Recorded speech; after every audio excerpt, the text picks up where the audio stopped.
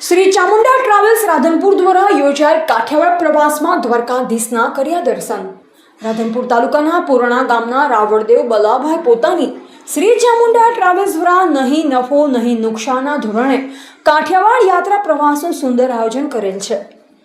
બુધવારે 5 ઓગસ્ટ 2026ના રોજ રાધનપુરથી જય દ્વારકાધીશના જયઘોષ સાથે નીકળેલ યાત્રા પ્રવાસનું પ્રસ્થાન કરી જે ગુરુવારના રોજ સવારે બેટ દ્વારકા પહોંચી દ્વારકાધીશના દર્શન કરી દરિયાની મોજ માણી બપોરે બેટ દ્વારકામાં ભોજન પ્રસાદ લઈ પ્રસ્થાન કરેલ।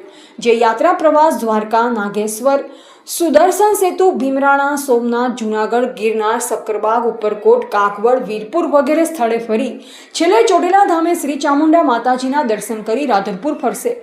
યાત્રા પ્રવાસમાં કોઈને તકલીફ ન પડે તે માટે નિલેશભાઈ પ્રજાપતિ, ડીસ ગોળવાડા, રાધનપુર, વિનોદભાઈ ઠાકોર, પોરાણાવાળા ખડે પગે રહી પરિશ્રમ કરી રહ્યા છે। રિપોર્ટર અલ્પેશ ગોસ્વામી ઓગળ સાથે નેટવર્ક કે પ્રજાપતિ થરા।